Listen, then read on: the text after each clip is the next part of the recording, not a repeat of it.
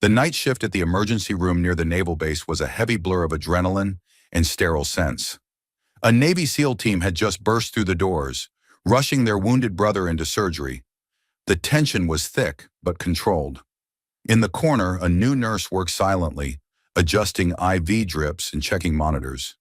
To the elite warriors, she was just background noise, invisible, a civilian staffer. Then a stranger walked in, no shouting. But something was wrong. The air shifted in a heartbeat. And before the elite special operators could even process the threat, the quiet nurse had already engaged the enemy. Elena Cross was 29 years old, but her eyes held a stillness that made her look like she had lived through 3 lifetimes of war and peace. She had started at the base ER only 3 weeks ago. To her co-workers, she was the perfect hire. She never complained about the grueling double shifts. She followed every complex medical protocol to the letter, and she rarely spoke more than a few sentences at a time. She was a shadow in blue scrubs, moving through the chaotic, blood-stained halls of the hospital with a rhythmic, mechanical efficiency that few could understand. To most, she was just a caregiver, a soft soul in a hard world who preferred the company of charts over the chatter of the break room. The base ER was a unique environment, a place where the civilian world bled into the military machine. Tonight, the fluorescent lights flickered with a tired hum, reflecting off the polished linoleum floors that Elena had already seen scrubbed clean 3 times since sunset. She was currently treating a young recruit with a minor laceration, her hands moving with a practiced grace that masked the scars beneath her latex gloves. In her mind, she wasn't just cleaning a wound. She was assessing the perimeter, her ears tuned to the frequency of the sliding doors and the distant sirens. The SEAL team, led by a mountain of a man named Jax, didn't even look at her when they brought in their teammate. "Clear the way!" Jax roared, his voice shaking the glass partitions and causing the junior residents to flinch and drop their clipboards. His brother-in-arms, Miller, was on the gurney, his legs shredded by shrapnel from an unsanctioned training accident that had gone horribly wrong in the high desert. The SEALs were a wall of muscle, grit, and high-octane energy. They belonged to a world of violence, precision, and brotherhood. In their eyes, Elena was just another civilian staffer who had never seen the dark side of a moonlit ridge or felt the bone-chilling heat of a tracer round whizzing past her ear. To them, she was the person who brought the water, not the person who held the line. Elena didn't flinch at Jax's shouting. While the other younger nurses scrambled and looked visibly intimidated by the aggressive, overwhelming presence of the special operators, Elena simply stepped in and checked Miller's vitals. Her hands didn't shake, not even a millimeter, as she secured a fresh IV line. Her voice was a low, steady hum as she recited the blood pressure readings to the attending doctor, her eyes scanning the patient with a clinical coldness that was almost unsettling. She wasn't seeing a person in pain. She was seeing a tactical problem that needed a medical solution. "Hey, nurse, move faster!" Jax snapped, leaning over her shoulder, his chest nearly brushing her arm, his scent a mix of gunpowder, sweat, and desperation. "He's losing too much blood. Do something besides staring at the damn monitor." Elena didn't look up. She continued to apply pressure to the femoral wound with a practiced strength, her fingers finding the exact pressure points with a mechanical accuracy that only someone who knew how to destroy a body could possess. "He's stable for now, Sergeant," she said quietly, her voice like cool water on a burn. "The surgeon is 3 minutes away. The bleeding is controlled. Let the doctor work and give us some space. You're crowding the airway." Jax gritted his teeth, pacing the narrow hallway like a caged tiger in a zoo. He looked at Elena's small frame and the way she tucked a stray lock of dark hair behind her ear. He saw a helper. He didn't see a woman who had once spent 48 hours in a mud-filled crawl space in Sector 9, waiting for a high-value target that never saw her coming. He didn't see the Marine sniper who had earned the legendary nickname, the Raven, for her ability to vanish into the terrain and strike from the shadows with terrifying, supernatural precision. In the military hierarchy, roles are usually defined by the gear you carry. If you have a stethoscope, you are a healer. If you have a heavy caliber rifle, you are a warrior. The SEALs live by that binary logic. They respected the operators and tolerated the support staff. Elena was used to being in the support category now. She liked the quiet. She liked the fact that no one expected her to be lethal anymore. She had traded the long-range scope for a microscope, and for the first time in years, her heart rate stayed under 60 beats per minute, even in a crisis. She had buried the Raven deep, hoping the shadows would never call her back. But the silence of her new life was about to be shattered.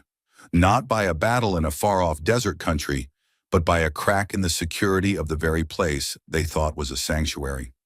Elena kept her head down, her ears tuned to the hum of the monitors and the hiss of oxygen, but her sniper's sense, that subconscious hyper-awareness of the environment that saved her life in the valley of Al-Zubair, was already tingling.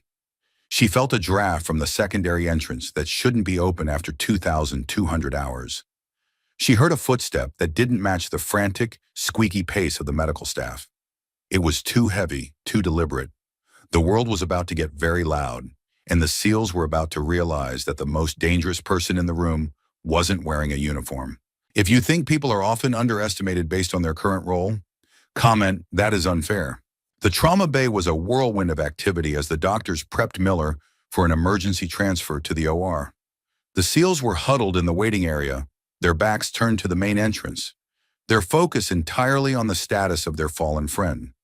They were experts in combat, but here, in the bright lights of civilization, they had let their guard down, seduced by the illusion of safety. Only Elena was facing the sliding glass doors, her eyes never staying on one point for more than a second, her mind mapping the room's geometry. A man walked in. He wasn't bleeding. He wasn't asking for help. He was wearing a heavy oversized jacket that didn't fit the warm, salt-thick night air of the coastal base. To the average person, he looked like a distressed family member looking for news. To the SEALs, he was just another person in a crowded hospital. But Elena noticed the micro details that years of scouting and stalking had etched into her brain with the permanence of a tattoo. His pupils were pinpricks, a sign of either synthetic opioids or high-intensity adrenaline focus. His gait was asymmetrical. He was favoring his right side not because of an injury, but to keep a heavy metallic object from shifting in his waistband. He wasn't looking at the front desk. His eyes were scanning the ceiling corners, looking for security cameras and blind spots. He was clearing the room without even realizing he was doing it. It was the movement of a professional, a man who had been trained to kill in a crowd. Elena stopped what she was doing. She was holding a tray of sterile instruments, her fingers gripping the cold metal edges, so tight her knuckles turned white. She watched him for 3 seconds. In her world, 3 seconds is an eternity. 1 second to identify the anomaly, 1 second to verify the intent, 1 second to decide the response. The man moved past the security desk. The lone guard was busy on the phone, distracted by a logistics issue with a food delivery. The SEALs were still arguing with the head nurse about visitor access and hospital policy, their loud voices masking the sound of the stranger's footsteps. No one was watching the gap. No one saw the wolf entering the fold. Elena didn't shout, "Gun!" or threat. She knew that would cause a mass panic, and a panicked shooter in a crowded ER is a recipe for a slaughter. In a confined space like this, panic is the greatest killer. Instead, she set the tray down with a soft, controlled clink and moved out of the trauma bay. She moved with a specific kind of footwork, silent, weight distributed perfectly on the balls of her feet, the way a hunter moves through tall grass to avoid alerting the prey before the killing blow. The man was heading toward the restricted corridor where the high-ranking officers were often treated. Elena realized he wasn't a random addict or a desperate patient. He had a purpose. He had a target. Probably the admiral who had been brought in for a routine checkup earlier that evening. Jax finally noticed something was off with the environment. He saw the new nurse moving away from her station, her posture no longer slumped with the fatigue of a long shift, but rigid, low, and predatory. It was a silhouette he recognized from the field, but it was out of place in a hospital corridor. He frowned, stepping toward her with a look of confusion. "Hey, Nurse Cross, where are you going? We need those supplies for Miller. He's crashing." "Stay back, Jax," Elena said. Her voice wasn't the soft, polite murmur he had heard before. It was a cold, sharp command that actually made the SEAL leader freeze in his tracks, his primitive brain recognizing a superior predator, even if his conscious mind didn't understand why. It was the voice of a commander, the voice of someone used to being obeyed in the black zones of the world where titles mean nothing and competence is everything. The stranger reached the end of the hall, near the VIP recovery suites, and his hand went under his heavy jacket. Elena saw the shoulder shift. She saw the elbow flare out as he reached for a combat grip. The SEALs finally saw it too, but they were 20 feet away, blocked by a row of plastic chairs and a heavy medicine cart. They were the world's best warriors, but they were out of position and out of time. They were reacting, but Elena was already acting. Elena didn't have a weapon. She didn't have her long-range precision rifle or her tactical sidearm. All she had was a heavy metal clipboard and a syringe of fast-acting sedative she had been prepping for Miller. She didn't hesitate. She didn't wait for the SEALs to save her. She closed the distance in 4 rapid, explosive strides, her mind calculating the windage and lead time of a moving target that wasn't a target anymore. It was a human life she had to stop before it took others. She was the Raven again, and the hunt had begun. If you realize danger often shows itself in subtle ways first, comment, "I was wrong." The stranger pulled a compact, suppressed submachine gun from his jacket. The blackened metal gleamed under the harsh, flickering ER lights. A woman near the vending machine let out a short, stifled scream. The SEAL team lunged forward, their boots slipping slightly on the polished floor. But they were too far. They were reaching for sidearms they weren't allowed to carry inside the medical facility. They were spectators to their own failure, paralyzed by the sudden breach of their reality. Elena didn't scream. She didn't hesitate. To her, the room had gone silent, the only sound the rhythmic thumping of her own heart, slowed down by years of sniper breathing exercises. "Sir, you need to stop," she said, her voice projecting with a terrifying, resonant clarity that filled the hallway. It wasn't a plea, it wasn't a request. It was an ultimatum delivered by a ghost from a battlefield the man could never imagine. The man turned, his weapon swinging toward the source of the voice with mechanical speed. He saw a nurse. He saw a sweetheart in blue scrubs who looked like she belonged in a classroom or a quiet ward. He smiled, a jagged, ugly thing that didn't reach his cold, professional eyes. That was his last mistake on this earth. He thought he was the only predator in the room. He didn't know he was standing in the sights of the Raven. As the barrel of his gun leveled toward her chest, Elena moved. She didn't dive for cover. She moved into his space, closing the kill zone before he could compensate. She utilized the black zone training that had made her the deadliest sniper in the Corps. The ability to completely ignore fear and focus on the mechanical physics of the takedown. She slammed the heavy metal clipboard into the man's wrist with the force of a hammer. Crack. The sound of bone-meeting metal echoed through the quiet corridor like a gunshot. The gun tilted down, a muffled burst of rounds shattering the floor tiles but missing the bystanders. The smell of cordite filled the air, sharp and familiar. Before he could pull the trigger again, Elena was on him. She didn't use flashy movie martial arts. She used the brutal, efficient leverage of a close-quarters combat specialist. She grabbed his thumb, snapping it back with a sickening pop to break his grip on the weapon, and used her shoulder to drive his center of gravity into the concrete wall. The impact sounded like a car crash. Jax and the SEALs finally reached them, their boots thundering on the tiles. They were ready to pile on, to crush the threat with sheer numbers. But they stopped dead in their tracks.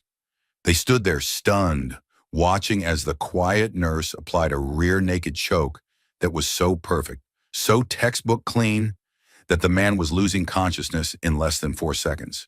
She had used his own jacket against him, creating a noose that cut off the carotid arteries with surgical precision. She didn't let him drop like a sack of stones once his body went limp. She lowered him to the floor with a controlled, almost eerie grace, ensuring he didn't hit his head and cause an unnecessary medical complication. She was a healer, after all, even when she was a hunter. She stood up, smoothing her wrinkled scrubs, her breathing barely elevated, her pulse probably still under 70. She looked down at the unconscious man, then at the submachine gun lying on the floor. She kicked the weapon away from his reaching distance and signaled the security guard, who was just now running up with his radio in a shaking hand. Secure the weapon. Call the military police. Tell them we have an attempted breach in Sector 4 and a suspected high-value target in custody, and get a gurney for this one. He's going to have a very long headache. The SEALs were absolutely speechless. Jax looked at Elena, his mouth slightly open, his brain struggling to reconcile the nurse who checked pulses with the woman who just dismantled a professional hitman with a piece of stationery. He saw the way she stood, shoulders back, chin up, eyes scanning the exits for a second shooter with a 30-degree sweep. She wasn't a nurse anymore. She was an operator in the middle of a hot zone, and she was the most competent person in the room. "Cross?" Jack stammered, his voice sounding small and uncertain for the first time in his life. What the hell was that? Where did you learn to do that?" Elena didn't answer him immediately. She walked back to the trauma bay, picked up her sterile tray, and checked the wall clock with a cold focus. "Miller needs to be moved to surgery in 3 minutes. The sedative is prepped. Are we done here, or do you need a bandage for your ego, Sergeant?" "You just took down a professional with a clipboard," another SEAL whispered, looking at her with a mixture of awe and genuine terror. "Where did you learn to move like that? That's CQC at a Tier 1 level. I've only seen instructors move that fast." Elena looked him dead in the eye. The caregiver mask was gone, replaced by the 1,000-yard stare of a sniper who had watched the horizon for days on end. "I didn't learn it in nursing school," she said simply, "and I didn't learn it at a weekend seminar." The ER staff began to flood back into the hallway as the immediate danger passed. The panic was subsiding into a hushed, vibrating excitement, but Elena didn't want the attention. She didn't want the thank yous or the medals. She wanted the mission done. She went back to Miller, checking his IV one last time. Her hands were still as steady as they had been when she was holding a sniper's trigger at 1,000 yards in a heavy crosswind. The SEALs realized they hadn't been protecting a civilian staffer tonight. They had been standing next to a legend. A woman who had walked through the fire of the shadows and had decided to spend her retirement saving lives instead of taking them. But as she stood there in the quiet of the trauma bay, they knew one thing for certain. If the world ever went dark again and the wolves came for the fold, they wanted the nurse on their side. If you believe calm control matters more than force, comment, I am indebted.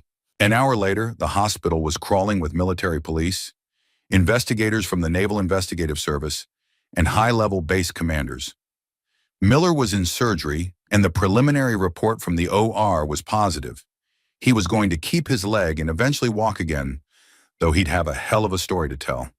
The SEAL team was sitting in the recovery lounge, but none of them were looking at their phones or joking around as they usually did. They were all staring through the glass partition at Nurse Elena, who was calmly filing paperwork and updating charts at the nurse's station, as if she hadn't just saved the entire floor from a massacre. Jax walked over, his heavy combat boots sounding like thunder in the quiet ward. He stood by the counter for a long time, waiting for her to acknowledge him. He felt a strange weight in his chest, a mix of shame for his earlier arrogance and a profound, bone-deep respect. Elena finally put down her pen and looked up, her expression unreadable. "Yes, Sergeant. Is there a problem with the recovery room, or do you need more water?" Jax didn't smile. "You've done this before," he said. It wasn't a question. It was a final realization. The way you stepped in, the way you didn't even look at the weapon before you neutralized it, you weren't afraid. Elena leaned back, her face an unreadable mask of professional neutrality. "Done what, Jax? Paperwork? It's part of the job. Fear is just a distraction in this profession." Jax didn't let her deflect. "You cleared the room in your head before the guy even reached the desk. You identified the threat before he even reached for his waistband. And you used a metal clipboard like a tactical blade. That's not prior military service in the administration department. That's Tier 1 special operations training. I know that look. I see it in the mirror every morning." Helena was silent for a few heartbeats. The silence was heavy, charged with the shared history of people who have seen too much and said too little. The Marine Corps doesn't just teach you how to shoot, Jax. They teach you how to see, and once you see the world that way, you can never look at it normally again. A Marine doesn't move like a ghost, Cross, another SEAL said, joining Jax at the counter. We've heard the legends, stories about a sniper they called the Raven, a woman who could hold a position for 3 days in a blizzard and disappear into thin air after taking a shot from a mile away. We thought it was just a myth told to recruits to keep them focused, a ghost story for the barracks. Until we saw you move tonight, you have the same hands as the Raven. Elena's eyes flickered for a split second, the only sign that they had hit the mark. The Raven is dead, she said quietly, her voice carrying a weight of grief that silenced the room. She stayed behind in Sector 9 so the rest of her team could get to the extraction point. I'm just Elena now. I like this job because when the day is over, I can actually see the people I helped walk out the front door. In my old job, the people I helped never walked again, and they never went home to their families. Jax nodded slowly, a profound sense of humility replacing his earlier arrogance. He realized that her silence over the past 3 weeks wasn't a lack of personality. It was the quiet dignity of a warrior who had seen the bottom of the abyss and decided to climb back out. She didn't need to brag about her kills or her medals because she was too busy counting the heartbeats she had saved. I apologize, Jax said, dipping his head in a rare gesture of submission that his team had never seen before. For what I said earlier about you not being in our lane and for calling you sweetheart, I didn't know who I was talking to. Elena gave him a small, rare smile, the first one they had seen since she arrived at the base. It's okay, Jax. In my world, if you see the sniper, she's already failed her mission. I prefer being invisible. It's much more peaceful than the alternative. As the SEALs walked away to check on their friend in the OR recovery, they didn't see a civilian staffer anymore. They didn't see a rookie nurse. They saw a sister-in-arms who had held the line when they were blind to the danger. Elena Cross picked up her pen and went back to her charts, her hand perfectly steady and her mind already focused on the next patient's needs. She was still just a nurse, but in the secret, whispered history of that naval base, she would forever be the legend who saved the SEALs from the shadows. The Raven was still watching. If you believe actions reveal more than titles, comment, I will live kindly. In a world that is obsessed with titles, shiny badges, and the outward display of power, we often forget that true strength is a quiet, internal thing. We look at a person's job description and we think we know exactly who they are. We see a nurse and we see a helper. We see a soldier and we see a fighter. We put people in boxes and assume they can never leave them, locked by the expectations of society. But the story of Elena Ward reminds us that a role is not an identity. A uniform is just a piece of fabric, and a title is just a word on a nameplate. What truly defines a person is what they do when the pressure is at its absolute peak, when no one is watching, and when everything, including life itself, is on the line. Elena didn't need the SEALs to know she was a Marine sniper. She didn't need the accolades, the medals, or the social media fame that often follows such bravery. She was perfectly content to be the support staff until the moment the mission changed and the world became dangerous. She understood that real capability doesn't need to be announced with a loudspeaker. It only needs to be ready in the heart. Often, the most dangerous and skilled people in your life are the ones who make the least amount of noise. They are the ones who listen more than they talk. They are the ones who observe the micro details of the room while everyone else is focused on the big picture. They are the anchors that hold society together when the storm hits and the loud voices start to panic. They are the quiet professionals who do the work without asking for the credit. The SEALs learned a hard, valuable lesson that night in the ER. They learned that respect should be the baseline for everyone you meet, regardless of their position or their appearance. They learned that a sweetheart can be a warrior of the highest order, and a caregiver can be a guardian who stands between you and the grave when you least expect it. Elena went home that morning as the sun was rising over the naval base, painting the sky in shades of bruised purple and gold. She was exhausted, her feet ached, and her scrubs were stained with a stranger's blood. But as she looked at her reflection in the mirror of her small apartment, She felt a quiet, profound peace. She had protected her patients. She had protected her friends, and she had done it without losing the person she had worked so hard to become. The next time you walk into a room, look around. Don't just see the roles. See the people. Remember that behind the quietest face might be a legend waiting for the right moment to act. Don't judge too quickly based on a uniform or a title, and never ever assume that silence means weakness. Silence is often just the sound of someone watching, waiting, and preparing. Because sometimes the person you think needs your protection is the very one who is currently saving your life while you aren't even looking. And they might just be doing it with nothing more than a clipboard and a calm heart. True strength is revealed in action, not in titles. Be like the raven, work in the shadows, stay ready for the storm, and let your results speak for you when the world finally realizes who you are. In the end, it's not who we say we are that matters, but who we are when the world stops making sense. If you believe the people who stay quiet but act when it matters most deserve recognition, leave a comment below. And if this story reminds you that true strength is revealed in moments of pressure, don't forget to subscribe for more.